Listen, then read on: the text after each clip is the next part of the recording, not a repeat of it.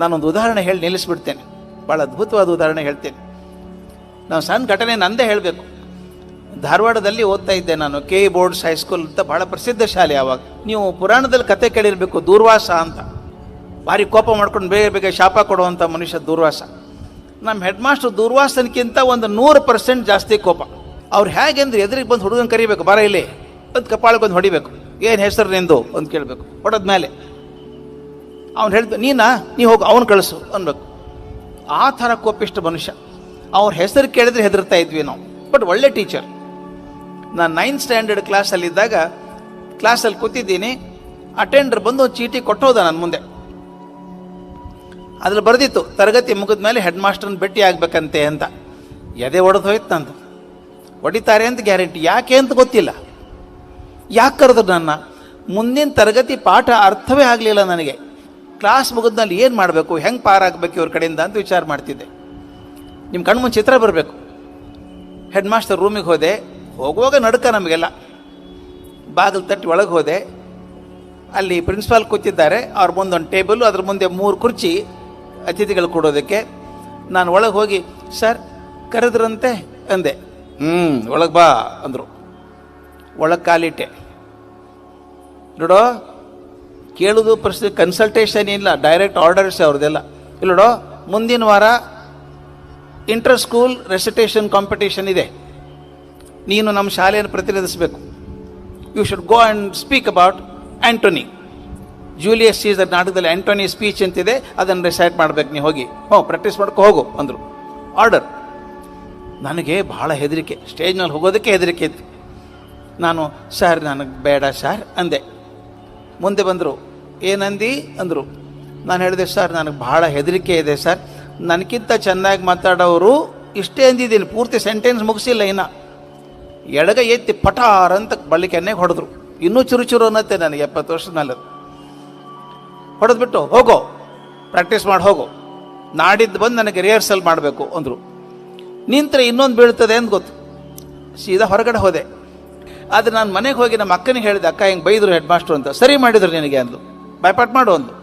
ಅದು ಯಾವ ಜೂಲಿಯಸ್ ಸೀಸರು, ಅದು ಯಾವ ಆ್ಯಂಟೋನಿ ಗೊತ್ತಿಲ್ಲ ನನಗೆ. ಪುಸ್ತಕ ತಗೊಂಡೆ, ಆ್ಯಂಟೋನಿ ಸ್ಪೀಚ್ ಪೂರ್ತಿ ಬಹ್ಯಾಟ್ ಮಾಡಿದೆ. 2 ದಿವಸ ಬಿಟ್ಟು ಹೆಡ್ ಮಾಸ್ಟರ್ ಮುಂದೆ ಹೋಗಬೇಕು. ನಿಂತ್ಕೊಂಡೆ. ಓದೋ ಅಂದರು. ಪುಸ್ತಕ ಇಟ್ಕೊಂಡಿದ್ದೀನಿ. ಅವ್ರ ಕಣ್ಣು ಮುಚ್ಕೊಂಡು ಕೂತ್ಕೊಂಡಿದ್ದಾರೆ. ದಯವಿಟ್ಟು ಗಮನಿಸಿ ಆ ಟೀಚರ್ ಹೇಗಿದ್ದರು ಅಂತ. ನಾನು ಶುರು ಮಾಡಿದೆ, friends, Romans and countrymen, lend my your ears ಅಂತ. 60 ವರ್ಷದಿದೆ, ಇವತ್ತು ನೆನಪಿದೆ ನನಗಿನ್ನ ಅದು sentence. Friends, Romans and countrymen, lend my your ears ಅಂದೆ. ಸ್ಟಾಪ್ ಅಂದರು. ಯಾಕಂತಾರೆ ನೋಡಿದೆ. There is a comma there ಅಂದರು. ನನಗೆ ಕಾಮಾ ಅಂದರೆ ಏನು ಅಂತ ಗೊತ್ತಿರಲಿಲ್ಲ. ಆಗ ಅರ್ಥ ಆಯ್ತು, ಕಾಮಾ ಅಂದರೆ ಪಾಸ್. ಸುಮ್ಮನೆ ಬಡ ಓದ್ಕೊಂಡು ಹೋಗಬೇಡ, pass. Friends, Romans and countrymen, lend me your ears ಹೇಳಿಕೊಟ್ರು. ಬ್ಯಾಟ್ ಮಾಡಿಸಿದ್ರು, 2 ಸಲ ರಿಹರ್ಸಲ್ ಮಾಡಿಸಿದ್ರು. ಮುಂದೆ ಬರುವಾರ ಹೋದೆ, ನಾನು ಕಾಂಪಿಟೇಷನ್ಗೆ ಹೋದೆ. ನನ್ನ ಮೇಲೆ ಕರುಣೆಯಿಂದನೋ ಅಥವಾ ಆ ಟ್ರೈನಿಂಗ್ನಿಂದನೋ ಫಸ್ಟ್ ಪ್ರೈಸ್ ಬಂತು ನನಗೆ ಇಂಟರ್ ಸ್ಕೂಲ್ ಕಾಂಪಿಟೇಷನಲ್ಲಿ. ಈ ದೊಡ್ಡ ಕಪ್ ಕೊಟ್ಟರು, ಅದೆಲ್ಲ ಸಂತೋಷ. ಕಪ್ ತೊಗೊಂಡು ಹೋಗುವಾಗ ಇರೋದಕ್ಕಿಂತ 6 ಇಂಚ್ ಉದ್ದ ಹಾಕಿದ್ದೆ ನಾನು. ಹೋಗಿ ಹೆಡ್ ಮಾಸ್ಟ್ರಿಗೆ ಕೊಟ್ಟೆ. ವೆರಿ ಗುಡ್ ಅಂದರು. ನಮ್ಮಲ್ಲೊಂದು ಪದ್ಧತಿ ಇತ್ತು, ಸಾಮಾನ್ಯ ಎಲ್ಲ ಶಾಲೆಯಲ್ಲಿ ಮಾಡ್ತಾರೆ. ಯಾವುದಾದ್ರೂ ಮಗುಗೆ ಯಾವುದಾದ್ರೂ ಪ್ರೈಸ್ ಬಂದರೆ ಮರುದಿನ ಅಸೆಂಬ್ಲಿ ಇರ್ತದಲ್ಲ, ಸ್ಕೂಲ್ ಅಸೆಂಬ್ಲಿ, ಅಲ್ಲಿ ಹೆಡ್ ಮಾಸ್ಟರ್ ಮತ್ತೊಮ್ಮೆ ಕೊಡ್ತಾರೆ ಹುಡುಗಿಗೆ, ಎಲ್ಲ ಹುಡುಗರ ಮುಂದೆ ಗೊತ್ತಾಗಲಿ ಅಂತ. ನನಗೆ ಗೊತ್ತಿತ್ತು ಮರುದಿವ್ಸ ಮಾಡ್ತಾರೆ ಅಂತ. ಕರೆದ್ರು, ಬಾರೋ ಇಲ್ಲಿ ಮೇಲೆ ಅಂತ ಕರೆದ್ರು. ಸ್ಟೇಜ್ ಮೇಲೆ ಹೋದೆ. 1200 ಜನ ಹುಡುಗರಾಗ ನಮ್ಮ ಕಾಲೇಜ್ ಸ್ಕೂಲಲ್ಲಿ. ಈ ಕಡೆ ಎಲ್ಲ ಹುಡುಗರು, ಈ ಕಡೆ ಎಲ್ಲ ಹುಡುಗಿಯರು ನಿಂತ್ಕೊಂಡಿರ್ಬೇಕು. ಹೋದೆ. ಹೇಳಿದ್ರು, ಮೈಕ್ ಮುಂದೆ ನಿಂತಿದ್ದಾರೆ ಹೆಡ್ ಮಾಸ್ಟ್ರು. ಮೊನ್ನೆ ಹೋಗಿದ್ದ ಇವನು, ಆ್ಯಂಟೋನಿ ಸ್ಪೀಚ್ ಹೇಳ್ದ, ಫಸ್ಟ್ ಪ್ರೈಸ್ ಬಂದಿದೆ, well done, very well done ಅಂದರು. ಎಲ್ಲರೂ ಕಪ್ ಚಪ್ಪಾಳೆ ತಟ್ಟಿದ್ರು. ಕಪ್ ಕೊಟ್ಟರು ಇನ್ನೊಂದು ಕೈ ನನ್ನ ಕೈಯಲ್ಲಿ. I was on cloud 9. ಭಾರಿ ಖುಷಿಯಾಗಿತ್ತು. ಅಷ್ಟೇ ಆದರೆ ಚೆನ್ನಾಗಿತ್ತು. ಹೆಡ್ ಮಾಸ್ಟರ್ ಮುಂದೆ ಮೈಕ್ ಇದೆ ಅಂತ ಅವ್ರು ಮರ್ತಿದ್ರೋ ಮುದ್ದಾಂ ಮಾಡಿದ್ರೋ ಗೊತ್ತಿಲ್ಲ ನನಗೆ. ಮೈಕ್ ಆನ್ ಇದೆ. ನನಗೆ ಕೇಳ್ತಾರೆ, ಮೊನ್ನೆ ಕಪ್ಪಾಳಿಗೆ ಹೊಡೆದ್ನಲ್ಲ, ಭಾಳ ನೋವು ಆತೇನೋ ಅಂದರು.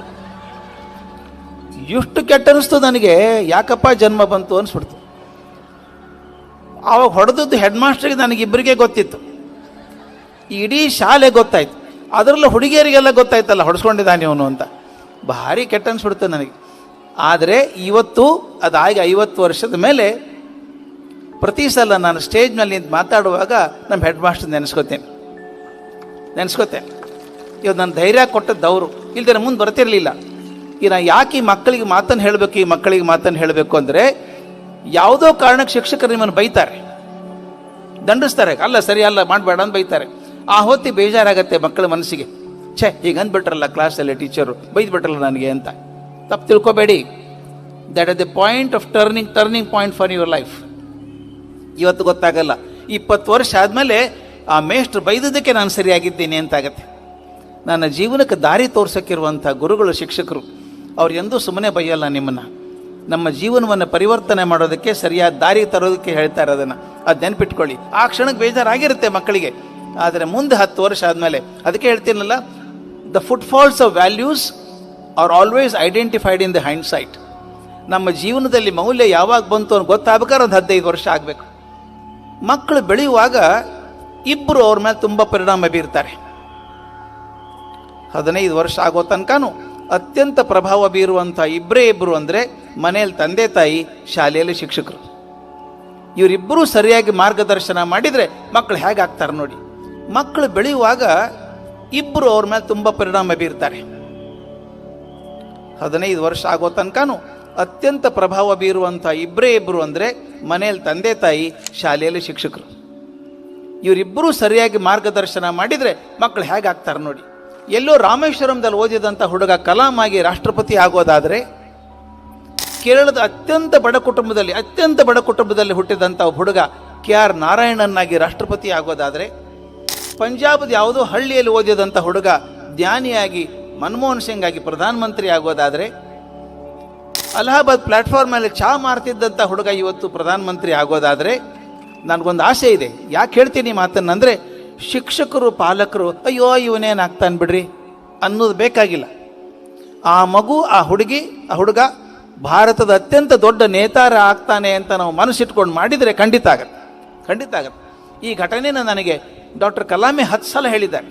ಅವ್ರ ಜೊತೆಗೆ 15 ವರ್ಷ ಬದುಕಿದವನು ನಾನು. ಅವ್ರು ಹೇಳೋರು, ನಾನು ಇವತ್ತೇನಾದರೂ ವೈಮಾನಿಕ ಸಿದ್ಧಾಂತ, ಏರೋಸ್ಪೇಸ್ ಇಂಜಿನಿಯರಿಂಗ್ ಬಗ್ಗೆ ಆಸಕ್ತಿ ತೋರಿಸಿದ್ರೆ ನಾನು ರಾಮೇಶ್ವರಂ ಸ್ಕೂಲ್ ಟೀಚರ್ ಕಾರಣ. ಪ್ರೈಮರಿ ಸ್ಕೂಲು, ಸಮುದ್ರ ದಂಡೆಗಿರುವಂಥ ಶಾಲೆ, ಮೇಷ್ಟ್ರು ಬರಬೇಕು. ಶಿವಸುಬ್ರಹ್ಮಣ್ಯಂ ಅಯ್ಯರ್ ಅಂತ ಮೇಷ್ಟ್ರು, ಅಯ್ಯರ್ ಮಾಸ್ಟರ್ ಅಂತ ಕರೆಯೋರು. ಒಂದು ದಿವಸ ಪಾಠ ಮಾಡುವಾಗ ಬೋರ್ಡ್ ಮೇಲೆ ಚಿತ್ರ ಬರೆದು ತೋರಿಸ್ತಾ ಇದ್ರಂತೆ, ಪಕ್ಷಿ ಹೆಂಗೆ ಹಾರ್ತದೆ ಅಂತ ಹೇಳಿದರು. ಪಕ್ಷಿ ರೆಕ್ಕೆ ಬಿಡಿತದೆ, ಗಾಳಿ ಹಿಂದೆ ತಳ್ಳಿ ಮುಂದೆ ಹೋಗ್ತದೆ ಅಂತ ಚಿತ್ರ ತೋರಿಸಿದ್ರು.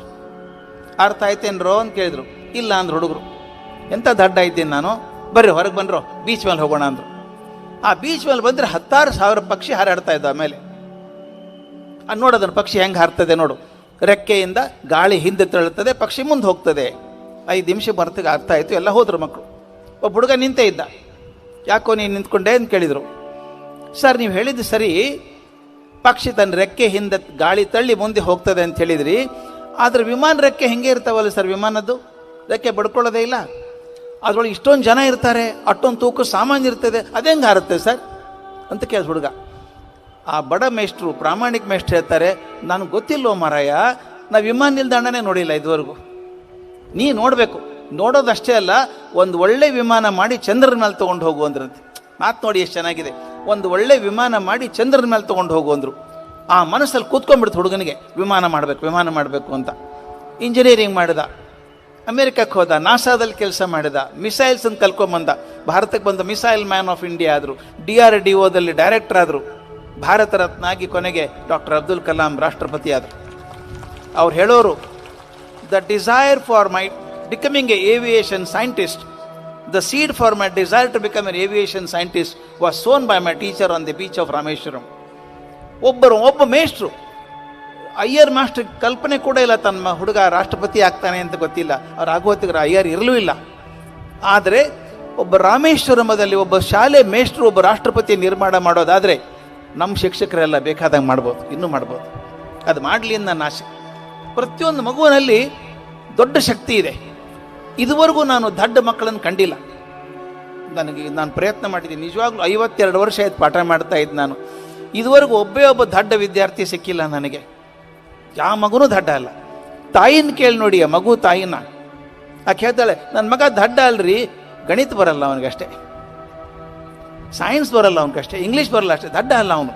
ದಡ್ಡ ಅಲ್ಲ, ಅವನು ಗಣಿತದಲ್ಲಿ 100ಕ್ಕೆ 100 ಬರಲಿಕ್ಕಿಲ್ಲ, ಆದ್ರೆ ಅವನು ಬಹುದೊಡ್ಡ ಕಬಡ್ಡಿ ಚಾಂಪಿಯನ್ ಆಗ್ಬೋದು.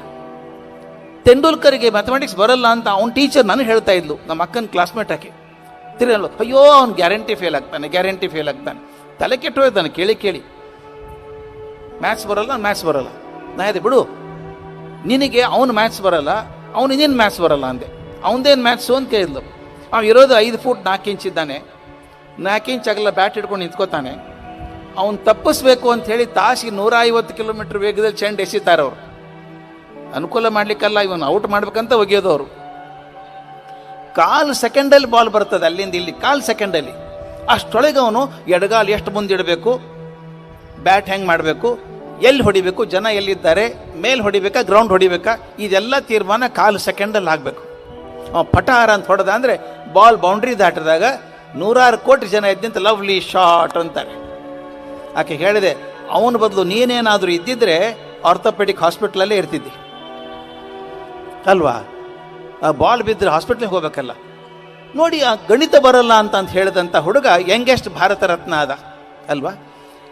ಶಹನಾಯಿ ಬಿಟ್ಟರೆ ಬೇರೆ ಏನೂ ಗೊತ್ತಿಲ್ಲದಂಥ ಬಿಸ್ಮಿಲ್ಲಾ ಖಾನ್ ಭಾರತ ರತ್ನ ಆದರು. ಬರೀ ಸಂಗೀತ ಒಂದೇ ಅವಲಂಬಿಸಿದಂಥ ಲತಾ ಮಂಗೇಶ್ಕರ್ ಭಾರತ ರತ್ನ ಆದರು. ಆದ್ದರಿಂದ ದಯವಿಟ್ಟು ನಮ್ಮ definition of intelligence and dullness ತರಬೇಡಿ. ಸಬ್ಜೆಕ್ಟಲ್ಲಿ ಮಾರ್ಕ್ಸ್ ತೊಗೊಂಡ್ರೆ ಮಾತ್ರ ಬುದ್ಧಿವಂತ ಇಲ್ದಿರ ಅಲ್ಲ ಅನ್ನೋಂಗಿಲ್ಲ. ನನ್ನ ಕೆಲಸ ಶಿಕ್ಷಕನಾಗಿ ಇದ್ದೋರೋದಂದರೆ ಮಗುವಿನಲ್ಲಿ ಏನಿಲ್ಲ ಅಂತ ಹುಡುಕೋದಲ್ಲ. ಏನೋ ಶಕ್ತಿ ಇದೆ ಮಗುವಿನಲ್ಲಿ, ಯಾವುದೋ ಶಕ್ತಿ ಇದೆ, ಅದನ್ನು ಹುಡುಕಿ ಹೊರಗೆ ತೆಗಿಬೇಕು ನಾನು. ಮಗುವಿನಲ್ಲಿ ಶಕ್ತಿ ಇದೆ, ಹೊರಗೆ ತೆಗೆಯೋದು ಅದನ್ನು ನೀವು ಮಾಡ್ತೀರಿ ಅಂತ ನಂಬಿಕೆ ಇದೆ. ಪಾಲಕರು ಮತ್ತು ಶಿಕ್ಷಕರು ಇಬ್ಬರು ಸೇರಿ ಮಾಡಬೇಕಾದಂಥ ಕೆಲಸ. ಅದನ್ನು ನನಗೆ ಆದಂಥ ಘಟನೆ ಅದು. ತುಂಬ ಸಣ್ಣ ವಯಸ್ಸಿಗೆ ಅಮೆರಿಕಕ್ಕೆ ಹೋಗ್ಬಿಟ್ಟೆ ಪಾಠ ಮಾಡೋದಕ್ಕೆ. ನಾನು ಪಾಠ ಮಾಡೋಕೆ ಅಲ್ಲಿ ಶುರು ಮಾಡಿದ್ದು ಅಮೆರಿಕದಲ್ಲಿ. 22 ವರ್ಷ ಹುಡುಗ ನಾನು. ನ್ಯೂ ಆರ್ಲಿನ್ ಸ್ಟೇಟ್ ಯೂನಿವರ್ಸಿಟಿ ಅಂತ ಅಲ್ಲಿ ಹೋದೆ. ತುಂಬ ಚಳಿ ಇತ್ತು. ನಾನು ಅಲ್ಲೇ ಇದ್ನಲ್ಲ, ರಾತ್ರಿ ಕ್ಯಾಂಟೀನಿಗೆ ಹೋದೆ. ಹಾಸ್ಟೆಲ್ ಯೂನಿವರ್ಸಿಟಿ ಕ್ಯಾಂಪಸ್ಸಲ್ಲಿ ಕ್ಯಾಂಟೀನ್ ಇರುತ್ತಲ್ಲ, ಅಲ್ಲಿ ಹೋಗಿ ನಾನು ಊಟ ತಗೊಂಡೆ. ಊಟ ಮಾಡ್ತಿರ್ಬೇಕಾದ್ರೆ ಒಬ್ಬ ಹುಡುಗ ಬಂದ.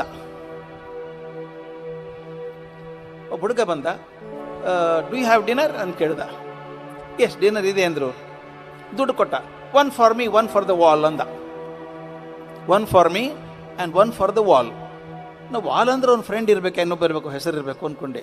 ಯಾರೂ ಬರಲಿಲ್ಲ, ಒಬ್ಬನೇ ಊಟ ಮಾಡಿ ಹೋಗ್ಬಿಟ್ಟ ಅವನು. ಅವ್ನು ಕ್ಯಾಂಟೀನ್ ಮ್ಯಾನೇಜರ್ ಏನು ಮಾಡ್ದ ಗೊತ್ತಾ, ಒಂದು ಚೀಟಿ ಬರೆದ, ಡಿನ್ನರ್ ಅಂತ ಬರೆದ, ಬೋರ್ಡಿಗೆ ಅಂಟಿಸ್ದ. ನನಗೇನು ಅರ್ಥ ಆಗಲಿಲ್ಲ. 1 ಫಾರ್ ದಿ ವಾಲ್ ಅಂತ ಹೇಳ್ದ. ಊಟ ಮಾಡಿದ ಒಬ್ಬನೇ, 2 ದುಡ್ಡು ಕೊಟ್ಟಿದ್ದಾನು ಅವನು. ಮರುದಿನ ಬೆಳಿಗ್ಗೆ ನಾನು ಬ್ರೇಕ್ಫಾಸ್ಟಿಗೆ ಹೋದಾಗ 2 ಹುಡುಗರು ಬಂದರು. ಚಳಿಯಲ್ಲಿ ನಡುಗ್ತಾ ಇದ್ದಾರೆ, ಗಡಗಡ ನಡುಗ್ತಾ ಇದ್ದಾರೆ. ಬಂದು, you have any breakfast on the wall ಅಂತ ಕೇಳಿದರು. ಬ್ರೇಕ್ಫಾಸ್ಟ್ ಆನ್ ದ ವಾಲ್ ಅಂತ ಅವ್ನು ನೋಡ್ದ. ದರ್ ಆರ್ 2 ಬ್ರೇಕ್ಫಾಸ್ಟ್ ಅಂದ. Can you give us? Okay ಅಂದ. ಅವು 2 ಚೀಟಿ ತೆಗೆದ, 2 ಬ್ರೇಕ್ಫಾಸ್ಟ್ ಕೊಟ್ಟ. ಅವ್ರ ಕಡೆ ದುಡ್ಡು ತಗೊಳ್ಳಿಲ್ಲ. ನನಗೆ ಅರ್ಥ ಆಯಿತು, ಎಂಥ ಅದ್ಭುತ ಕೆಲಸ ಅಲ್ವಾ. ಹೋಟೆಲಿಗೆ ಬಂದಂಥವ್ನು ರಾತ್ರಿ ಊಟ ಮಾಡಿದ ಹುಡುಗ ಬರೀ ತಾನೊಬ್ಬನೇ ಊಟ ಮಾಡಿಲ್ಲ, 2 ದುಡ್ಡು ಕೊಟ್ಟಿದ್ದಾನೆ. ತಾನು ಊಟ ಮಾಡಿ 1 for me 1 for the wall. Wall ಅಂದರೆ ನೋಟಿಸ್ ಬೋರ್ಡಿಗೆ ಹಾಕ್ಬಿಡಿ ಅಂತ. ಅಂದರೆ ಒಂದು ಫ್ರೀ ಊಟ ಅಲ್ಲಿ ಹಾಕ್ಬಿಡ್ಬೇಕು. ಅಕಸ್ಮಾತ್ ಯಾವುದೋ ಹಸಿದಂಥ ಹುಡುಗ ಅಲ್ಲಿ ಬಂದರೆ ಅವನಿಗೆ ದುಡ್ಡು ತೊಗೊಳ್ಳಾರದೆ ಊಟ ಕೊಡಬೇಕು, ಬ್ರೇಕ್ಫಾಸ್ಟ್ ಹಾಕ್ಕೊಡ್ಬೇಕು. ಎಷ್ಟು ಚಂದದ ಮಾತ್ರಿ. ನನಗೊಂದು ಖಾತ್ರಿ ಆಯ್ತಪ್ಪ, ಜೀವನದಲ್ಲಿ ಬರೀ ನನಗೋಸ್ಕರ ಬದುಕಿದ್ರೆ ಯಾರೂ ನೆನಪಿಡಲ್ಲ ನಿಮ್ಮನ್ನು. ನಾನು ಕಾಲೇಜಲ್ಲಿ ಮಾಡ್ಬೇಕಾದ್ರೆ ಹೇಳಿದ್ದೆ ಇದನ್ನು, ಒಳಗಡೆ ಹೇಳಿದ್ದೇನೆ ಇದನ್ನು. ನಾನು ಕೆಮಿಸ್ಟ್ರಿ ಪಾಠ ಮಾಡೋದು. ಮಕ್ಕಳಿಗೆ ಕೇಳಿದೆ, ಕೆಮಿಸ್ಟ್ರಿ ಮಾಡ್ತಾ ಮಾಡ್ತಾ ಹಿಂಗೆ ಮಾಡೋದು ಅಭ್ಯಾಸ ನನಗೆ. ನಿಮ್ಮ ಅಜ್ಜನ ಹೆಸರು ಎಷ್ಟು ಮಂದಿಗೆ ಗೊತ್ತು ಅಂತ ಕೇಳಿದೆ. ಎಲ್ಲರೂ ಕೈ ಎತ್ತಿದ್ರು. ಅಂದರು ಕೆಮಿಸ್ಟ್ರಿಗೂ ಅಜ್ಜನಿಗೆ ಏನು ಸಂಬಂಧ? ಅದು ಮೇಸ್ಟ್ರು ಕೇಳ್ತಾರಲ್ಲ, ಕೇಳ್ಬೇಕು, ಕೈ ಎತ್ತಿದ್ರು. ಒಂದು 10 ಸೆಕೆಂಡ್ ಬಿಟ್ಟೆ. ನಿಮ್ಮ ಅಜ್ಜನ ಹೆಸರು ಎಷ್ಟು ಮಂದಿಗೆ ಗೊತ್ತು ಅಂತ ಕೇಳಿದೆ. ಎಲ್ಲ ಮುಖ ನೋಡಿಕೊಂಡ್ರು. ಒಂದು 2 ಕೈ ಬಂದು ಮೇಲೆ. ಅಡ್ಡಿಯಲ್ಲಿ ಇಬ್ಬರಿಗಾದ್ರೂ ಗೊತ್ತಲ್ಲ. ಮತ್ತೆ 5 ಸೆಕೆಂಡ್ ಬಿಟ್ಟೆ. ನಿಮ್ಮ ಅಜ್ಜನ ಹೆಸರು ಎಷ್ಟು ಮಂದಿಗೆ ಗೊತ್ತು ಅಂತ ಕೇಳಿದೆ. ಒಬ್ರಿಗೂ ಗೊತ್ತಿರಲಿಲ್ಲ. ನಂದು ಆಶ್ಚರ್ಯ ಅಲ್ವಾ, ನಿಮ್ಮ ಅಜ್ಜನ ಹೆಸರೇ ಗೊತ್ತಿಲ್ಲ ನಿಮಗೆ ಅಂದೆ. ಒಬ್ಬ ಹುಡುಗಿ ಅಜ್ಜಿ ಅಂತ ಹೇಳಿದ್ಲು. ಏನು ಪ್ರಯೋಜನ ಬಿಡಿ ಸರ್ ಅಂದ್ಲು. ಆಕೆ ಕೋಪ ನೋಡಿ, ಅಮ್ಮ ತಾಯಿ, ನಾನು ನಮ್ಮ ಅಜ್ಜನ ಹೆಸರು ಕೇಳ್ಕತ್ತಿಲ್ಲ, ನಿಮ್ಮ ಅಜ್ಜನ ಹೆಸರು ಕೇಳ್ತೀನಿ, ಏನು ಪ್ರಯೋಜನ ಅಂತೀಯಲ್ಲಮ್ಮ ಅಂದೆ. ಹೌದು ಸರ್, ಏನು ದೊಡ್ಡ ಸಾಧನೆ ಮಾಡಿದ್ದಾರೆ ಅಂತ ನೆನ್ಪಿಡ್ಬೇಕು ಸರ್ ಅಂದ್ಲು. ನೀವು ಸುಮ್ಮನೆ ಕೂತ್ಕೊಮ್ಮ ತಾಯಿ, ಕೂತ್ಕೋ ಅಂತ ಹೇಳಿದೆ. ಆ ಮಕ್ಕಳಿಗೆ ಹೇಳಿದೆ, ಇನ್ನು ಕೆಲವು ಹೆಸರು ಹೇಳ್ತಾ ಹೋಗ್ತೀನಿ, ಗೊತ್ತಿದ್ರೆ ಕೈ ಎತ್ತಿ, ಇದ್ರೆ ಬಿಟ್ಬಿಡಿ ಅಂದೆ. ಅವ್ರು ಕುರ್ಚಿ ತುದಿ ಕೂತಿದ್ರು, ಏನು ಹೇಳ್ತಾನೆ ಇವನು ಅಂತ. ನಾನು ಹೇಳಿದೆ, ರಾಮಚಂದ್ರ ಗೊತ್ತಾ ನಿಮಗೆ? ಅಯೋಧ್ಯ ರಾಮ ಗೊತ್ತಾ? ಗೊತ್ತು ಅಂತ ಎಲ್ಲರೂ ಕೇಳ್ತಿದ್ರು. Very good. ಕೃಷ್ಣ ಗೊತ್ತಾ? ಗೊತ್ತು. ಬುದ್ಧ, ಮಹಾವೀರ, ಯೇಸು ಕ್ರಿಸ್ತ, ಪ್ರಾಫೆಟ್ ಮೊಹಮ್ಮದ್, ರಾಮಕೃಷ್ಣ, ವಿವೇಕಾನಂದ, ಬಸವಣ್ಣ ಹೇಳ್ತಾ ಹೋದೆ. ಎಲ್ಲರೂ ಗೊತ್ತು ಗೊತ್ತು ಗೊತ್ತು ಅಂದರು. ನಾ ಹೇಳ್ತಿರೋ ದೊಡ್ಡ ತಕರಾರು ಬಂತು ನೋಡಿ ನನಗೆ ಅಂದೆ. ದೊಡ್ಡ ತಕರಾರು ನನಗೆ ಏನಂದರೆ, ರಾಮನ ಹಿಡ್ಕೊಂಡು ಬಸವಣ್ಣವ್ರ ತನಕ ಹೆಸರು ಹೇಳಿದ್ನೆಲ್ಲ, ಇವ್ರು ಯಾರು ಮೊಮ್ಮಗ ನಾನಲ್ಲ. ಅದು ಎಲ್ಲರದು ಹೆಸರು ನೆನಪಿಟ್ಟಿದ್ದೇನೆ. ಅದು ನಮ್ಮ ಅಜ್ಜನ ಹೆಸರೇ ನನಗೆ ಗೊತ್ತಿಲ್ಲ. ಯಾಕೆ? ಎಂದಿನ ರಾಮ ರೀ, 9600 ವರ್ಷಗಳಿದ್ದಂಥ ರಾಮ, ಅವನು ನೆನಪಿಟ್ಟಿದ್ದೀನಿ ನಾನು. 3500 ವರ್ಷದಿಂದ ಇದ್ದಂಥ ಕೃಷ್ಣನ್ ನೆನಪಿಟ್ಟಿದ್ದೀನಿ. ಅದು ನಮ್ಮ ಅಜ್ಜನ ಹೆಸರೇ ನೆನಪಿಲ್ಲ. ಯಾಕೆ? ವಿಚಾರ ಮಾಡಿ ಹೇಳಿ ಎಂದೆ. 5 ನಿಮಿಷ ಟೈಮ್ ಕೊಟ್ಟೆ. ನನ್ನ ಕ್ಲಾಸಲ್ಲಿ ಹುಡುಗಿ ಇದ್ಲು, ಪದ್ಮಿನಿ ಪ್ರಿಯದರ್ಶಿನಿ ಅಂತ. Extraordinary child, brilliant child. ಆಕೆ ಕಣ್ಣಲ್ಲಿ ನೀರಿತ್ತು. ನಾ ಕೇಳಿದೆ, ಏನಾಯ್ತು ಪದ್ಮಿನಿ, ಯಾಕಮ್ಮ ಕಣ್ಣಲ್ಲಿ ನೀರು ಅಂದೆ.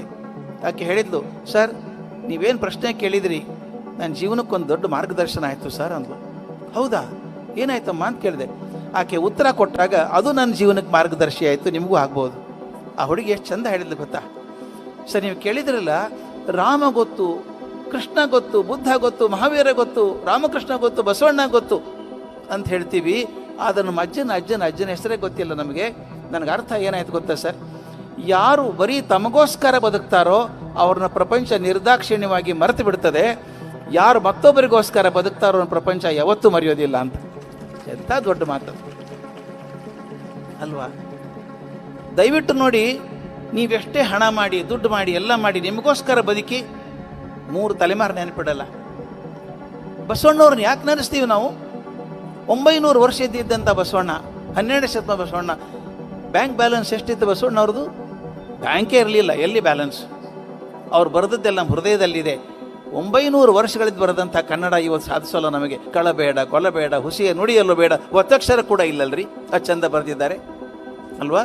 ಅಂದರೆ ಯಾರು ಮತ್ತೊಬ್ಬರಿಗೋಸ್ಕರ ಬದುಕಿದ್ರು ಅಂದರೆ ಎಲ್ಲರೂ ಸನ್ಯಾಸಿ ಆಗಬೇಕು ಅಂತ ಹೇಳ್ತಾ ಇಲ್ಲ. ಚೆನ್ನಾಗಿ ಬದುಕಿ, ಪ್ರಾಮಾಣಿಕವಾಗಿ ಗಳಿಸಿ, ಸಂತೋಷವಾಗಿರಿ.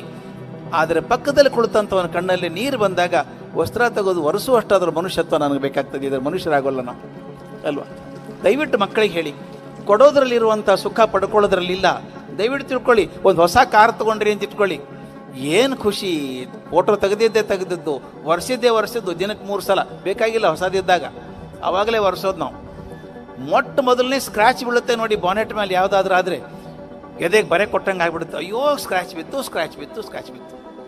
ಮುಂದೊಂದು 4 ವರ್ಷಕ್ಕೆ ಇನ್ನೊಂದು 50 ಸ್ಕ್ರ್ಯಾಚ್ ಬಿದ್ದಿರ್ತವೆ. ಅವಾಗಲೇ ಇದನ್ನು ಕೊಟ್ಬಿಡೋಣ ಇದನ್ನು ಅಂದರೆ, ಕಾರ್ ತೊಗೊಂಡು ಮೊದಲೇ ದಿವಸ ಇದ್ದಂಥ ಸಂತೋಷ ಈಗ ಉಳಿದಿಲ್ಲ. ದಯವಿಟ್ಟು ತಿಳ್ಕೊಳ್ಳಿ, ಸಂತೋಷ ಉಳಿಯಲ್ಲ ಭಾಳ ದಿವಸ, ದುಃಖನೂ ಉಳಿಯಲ್ಲ. ಯಾರಾದರೂ ತೀರ್ಕೊಂಡ್ರೆ ಮನೇಲಿ ಅವತ್ತು ಹೇಗಪ್ಪ ಬದುಕೋದು ಅನಿಸುತ್ತೆ. 10 ದಿವಸಕ್ಕೆ ದುಃಖ ಕಮ್ಮಿ ಆಗತ್ತೆ, 10 ವರ್ಷಕ್ಕೆ ಮರೆತೇ ಹೋಗುತ್ತೆ. ಯಾವುದೂ ಶಾಶ್ವತವಾಗಿರಲ್ಲ. ನಾನು ಪಡ್ಕೊಂಡದ್ದು ಯಾವುದೂ ಉಳ್ಕೊಳ್ಳಲ್ಲ, ಆದರೆ ಕೊಟ್ಟದ್ದು ಉಳ್ಕೊಳ್ಳುತ್ತೆ ಯಾವಾಗಲೂ. ನಾನೊಂದು ಉದಾಹರಣೆ ಹೇಳಿ ನಿಲ್ಲಿಸ್ಬಿಡ್ತೇನೆ, ಭಾಳ ಅದ್ಭುತವಾದ ಉದಾಹರಣೆ ಹೇಳ್ತೇನೆ. ದಯವಿಟ್ಟು ಮಕ್ಕಳಿಗೆ ಹೇಳಿ. ಮಕ್ಕಳಿಗೆ ಮೌಲ್ಯ ಕಲಿಸ್ಬೇಕು ಅಂತ ಹೇಳಿಬಿಟ್ಟೆ ನಾನು. ಕಲಿಸೋದು ಹೇಗೆ? ಪಾಠ ಮಾಡಿ ಕಲಿಸೋದಾ? ಪಾಠ ಮಾಡಿ ಮೌಲ್ಯಗಳನ್ನು ಕಲಿಸೋಕ್ಕಾಗಲ್ಲ, ನಡೆದೇ ತೋರಿಸ್ಬೇಕಾಗತ್ತೆ. ಯಾವ್ಯಾವುದು ಸಣ್ಣ ಯಶಸ್ಸುಗಳು ಬರ್ತವೆ ಜೀವನದಲ್ಲಿ, ತಲೆ ತಿರುಗಿಸ್ಬಾರ್ದು. ಯಾವಾಗಲೂ ಹಂಬಲ್ ಆಗಿರಬೇಕು. ದಯವಿಟ್ಟು ತಿಳ್ಕೊಳ್ಳಿ, ಯಾವ ಮರ ಎತ್ತರಕ್ಕೆ ಹೋದಷ್ಟು ಬಾಗೋಕ್ಕೆ ಶುರು ಆಗುತ್ತೆ, ಮತ್ತು ಯಾವ ಟೊಂಗೆಯಲ್ಲಿ ಹೆಚ್ಚು ಹಣ್ಣಿದಾವೋ ಆ ಟೊಂಗೆ ಹೆಚ್ಚು ಬಾಗತ್ತೆ. ಹಣ್ಣಿರೋ ಟೊಂಗೆ ಮಾತ್ರ ಬಾಗೋದು, ಹಣ್ಣಿಲ್ಲ ಟೊಂಗೆ ಹಿಂಗೆ ನಿಂತ್ಕೊಳ್ಳುತ್ತೆ. ಆದ್ದರಿಂದ ಬಾಗೋದು ಸೋಲಲ್ಲ, ಅಹಂಕಾರ ಬೇಕಾಗಿಲ್ಲ. ನನಗೆ ಇತ್ತೀಚೆಗೆ ಒಂದು ಘಟನೆ ಆದದ್ದು 3-4 ವರ್ಷದಿಂದ. ಪ್ರತಿ ವರ್ಷ ನಾನು ಪಾಠ ಮಾಡೋಕ್ಕೆ ಅಮೆರಿಕಕ್ಕೆ ಹೋಗ್ತೀನಿ, ಬೇರೆ ದೇಶಗಳಿಗೆ ಹೋಗ್ತೀನಿ. ಹಾರ್ವರ್ಡ್ ಬಿಸ್ನೆಸ್ ಸ್ಕೂಲಲ್ಲಿ ಪಾಠ ಮಾಡ್ತಿದ್ದೆ. ಮಾಡುವಾಗ ಒಂದು ಘಟನೆ ಆಯಿತು. ಮೊದಲೇ ದಿವಸ 2 ತಾಸಿನ ಕ್ಲಾಸ್ ನಂದು. ಸುಮಾರು 40 ಜನ MBA ಹುಡುಗರು, ಎಕ್ಸಿಕ್ಯೂಟಿವ್ MBAs ಎಲ್ಲ ಕೂತಿದ್ದಾರೆ. ಹಿಂದೆಲ್ಲ ಫ್ಯಾಕಲ್ಟಿ ಮೆಂಬರ್ಸ್ ಕೂತಿರ್ತಾರೆ. ನಾನು 2 ತಾಸು ಮುಗಿದ ತಕ್ಷಣ ಮನುಷ್ಯ ಹಿಂದೆ ಕೂತವನು, ಉದ್ದ ಬಿಳಿ ಕೂದಲು, ದಡ ಬಂದರು ನನ್ನ ಕಡೆಗೆ. Oh lovely class I say, you took me back to my childhood. ನಿಮ್ಮ ಕ್ಲಾಸ್ ತುಂಬ ಚೆನ್ನಾಗಿತ್ತು, you took me back to my childhood ಅಂದರು. ಥ್ಯಾಂಕ್ ಯು ಸೋ ಮಚ್ ಅಂದೆ. ಒಬ್ಬ ಹುಡುಗಿ ನಾನು ಟ್ರಾವೆಲ್ ಪ್ಲಾನ್ ಮಾಡ್ತಾಳೆ, ಅಮೆರಿಕಾದಲ್ಲಿ ಟ್ರಾವೆಲ್ ಪ್ಲಾನ್, ಹುಡುಗಿ ಕೋಆರ್ಡಿನೇಟರ್ ಅಂತ ಇರ್ತಾಳೆ. ಆಕೆ ಅದು ಸರ್ ಈ ಜೇಮ್ಸ್ ಕ್ಯಾಲಹ್ಯಾನ್ ಅಂದ್ಲು, ಹೆಸರದು. ಹಲೋ ಜೇಮ್ಸ್ ಅಂತ ಶೇಕ್ ಹ್ಯಾಂಡ್ ಮಾಡಿದೆ. ನಂತರ ಯಾಕೆ ಆ್ಯಡ್ ಮಾಡಿದ್ಲು, is a noble laureate in economics ಅಂತ. ನನಗೊಂಥರ ಅನಿಸ್ಬಿಡ್ತು. ಒಬ್ಬ ನೋಬಲ್ ಲಾರೆಟ್ ಕ್ಲಾಸಲ್ಲಿ 2 ತಾಸು ಕೂತ್ಕೊಂಡು ಕೇಳಿ ನಿಮ್ಮ ಕ್ಲಾಸ್ ಚೆನ್ನಾಗಿತ್ತು ಅಂತಾನಲ್ಲ, ಸಂತೋಷನೂ ಆಯಿತು, ಸ್ವಲ್ಪ ಮುಜುಗರನೂ ಆಯಿತು, ಗೊತ್ತಿಲ್ಲಲ್ಲ ಅಂತ. ನಾನು ತಕ್ಷಣ ಹೇಳಿದೆ, I didn't know that you are a Nobel laureate ಅಂದೆ. ಆತ ಹೇಳಿದಂಥ ಮಾತು ನನಗೆ ಜೀವನಕ್ಕೆ ಪಾಠ ಆಯಿತು. ಎಷ್ಟು ಚೆನ್ನಾಗಿ ಹೇಳಿದೆ ಗೊತ್ತಾ ಆತ, James Callahan. Forget it. Nobel Prize is not for me, it is for my economics. Nobel Prize is not for me, it's for my economics. ನನಗೆ ಮೈ ಜುಮ್ ಅಂದ್ಬಿಡ್ತಪ್ಪ. ಸಣ್ಣ ಪದವಿ ಬಂದರೆ, ಸಣ್ಣ ಡಿಗ್ರಿ ಬಂದರೆ ನಾನೇನು ಜಗತ್ತು ಗೆದ್ದಂಗೆ ತಿರುಗಾಡ್ತೀನಲ್ಲ. ಆ ನೊಬೆಲ್ ಬಂದಂಥ ಮನುಷ್ಯ ಹೇಳ್ತಾನೆ, ನನಗಲ್ರಿ ನೊಬೆಲ್ ಪ್ರಶಸ್ತಿ ಬಂದದ್ದು, ಎಕನಾಮಿಕ್ಸ್ ಸಿಗೋದು ಅಂತಾನೆ. ಹಾಗೆ ಅರ್ಥ ಆಯಿತು. ದೆ ಟ್ರಾವೆಲ್ ಸೋ ಲೈಟ್. ನಮಗೊಂದು ಡಿಗ್ರಿ ಬಂದು ನಾವು ನೋಡಬೇಕು, BSc ಆಗಿರ್ತೀನಿ, ಆ ಫೋಟೋ ಹಾಕಿಬಿಟ್ಟು ಹಾಲಲ್ಲಿ ಮೇನ್ ಗೋಡೆ ಮೇಲೆ ಹಾಕಬೇಕು, ದಿನಕ್ಕೆ 3 ಸಲ ನೋಡ್ತಾ ಇರಬೇಕು, ಅದು ಹೌದು ಅಲ್ಲೋ ಅಂತ. ಇವ್ರು ನೊಬೆಲ್ ಪ್ರಶಸ್ತಿ ಬಂದ ನನಗಲ್ಲ ಅಂತಾನೆ. Because they travel light, they travel fast. ಜೀವನದಲ್ಲಿ ಯಾಕೆ ಫಾಸ್ಟಾಗಿ ಮುಂದೆ ಹೋಗ್ತಾರೆ ಅವರು ಅಂದರೆ ದೆ ಟ್ರಾವೆಲ್ ಲೈಟ್. ನನ್ನ ತಲೆ ಮೇಲೆ ಒಂದು ಚಪ್ಪಡಿ ಕಲ್ಲು ಹಿಡ್ಕೊಂಡು ಕೂತ್ರೆ ಓಡೋಕ್ಕಾಗತ್ತಾ ನನಗೆ? I should travel light. Tell your children, students, achievement should not turn your head, should make you prepare for another higher achievement. ದೊಡ್ಡವರು ಯಾರಿದ್ರೂ ಕೂಡ ಅತ್ಯಂತ ಮೃದುವಾಗಿರ್ತಾರೆ, ಅಹಂಕಾರ ರಹಿತರಾಗಿರ್ತಾರೆ. ಅಹಂಕಾರ ಬಂದರೆ ಆಗೋಲ್ಲ. You are design for something great. Every child you should tell, you are design for something great. Human potential is unbelievable potential ಇದೆ. ನೀನು ಏನು ಬೇಕಾದರೂ ಮಾಡುವಂಥ ಶಕ್ತಿ ಇರುವಂಥ ಮಗು ಇದೆಯಪ್ಪ, ನೀನು ಬೆಳೆಸಮ್ಮ, ನೀನು ಜೀವನ ಬೆಳೆಸ್ಕೊ. ಯಾವತ್ತು ನೆಗೆಟಿವ್ ವಿಚಾರ ಮಾಡೋದು ಬೇಡ. ಅದು ಕೆಟ್ಟೋಗಿದೆ, ಇದು ಕೆಟ್ಟೋಗಿದೆ, ಯಾಕೆ ತಲೆ ಕೆಡಿಸ್ಕೋತೀರಿ ನೀವು? ಅಂಗಡಿಗೆ ಹೋಗ್ತೀರಿ, ಬಾಳೆಹಣ್ಣು ತೊಗೋಬೇಕು ಅಂತ ಹೋಗ್ತೀರಿ, ತೂಕ ಹಾಕಿರ್ತಾನೆ ಕೊನೆ, ಬಾರ್ಗೇನ್ ಮಾಡ್ತೀರಿ, ಯಾಕಪ್ಪ ಕಮ್ಮಿ ಕೊಡೋಲ್ಲ? ಬಾರ್ಗೇನ್ ಮಾಡಿದ್ ಕೂಡ ಕೊಳೆತು ಬಾಳೆಹಣ್ಣು ತೊಗೋತೀರಾ ನೀವು? ಇಲ್ಲ. You pick up the best bananas in the bunch ಅಲ್ಲ. ಒಂದು ದಿವಸ ಮುಗಿಸುವಂಥ ಬಾಳೆಹಣ್ಣನೇ ಅಷ್ಟು ಹುಡುಕಿ ಆರಿಸ್ಕೊಳ್ಳೋದಾದರೆ, ಜೀವನಕ್ಕೋಸ್ಕರ ನಾನು ನೆಗೆಟಿವ್ ಯಾಕೆ ಆರಿಸ್ಬೇಕು? ನಾನು ಜಗತ್ತಲ್ಲಿ ಒಳ್ಳೇದನ್ನು ಆರಿಸ್ಕೊಳ್ಳಿ, ಯಾವ ಧರ್ಮದಲ್ಲಿರಲಿ, ಯಾವುದೇ ವಿಚಾರ ಒಳ್ಳೇದನ್ನು ಆರಿಸ್ಕೊಳ್ಳಿ. Ultimately you have to make your life. I always ask the children, whose life is this? My life ಅಂತಾರೆ. Own or rented? Own. Should be careful. If is own life should be careful. ಸ್ವಂತ ಮನೆ ಇದ್ರೆ ಏನು ಮಾಡ್ತೀರಿ? ಒಳ್ಳೆ ಬಣ್ಣ ಹಚ್ತೀರಿ, ಒಳ್ಳೆ furniture ಹಾಕ್ತೀರಿ, ಎಲ್ಲ ಕಸ ತೆಗೆದು ಹೊರಗೆ ಹಾಕ್ತೀರಿ. ಮನೆಗೆ ಎಷ್ಟು ಮಾಡೋರು ಜೀವನಕ್ಕೆ ಇನ್ನೂ ಜಾಸ್ತಿ ಮಾಡ್ಕೋಬೇಕಲ್ಲ. ಒಳಗಿನ ಕಸ ಹೊರಗೆ ಹಾಕಬೇಕು, ಶುದ್ಧವಾಗಿಟ್ಕೋಬೇಕು ಮನೆಯನ್ನು. Think only positive, nothing negative about it. Negative, ನಾನು ಸೀಮೆ ಎಣ್ಣೆಯಲ್ಲಿ ಕೈ ಹಾಕಿದರೆ ಕೈ ಸೀಮೆ ಎಣ್ಣೆ ವಾಸನೆ ಬರುತ್ತೆ, ಶ್ರೀಗಂಧ ವಾಸನೆ ಬರುತ್ತೆ.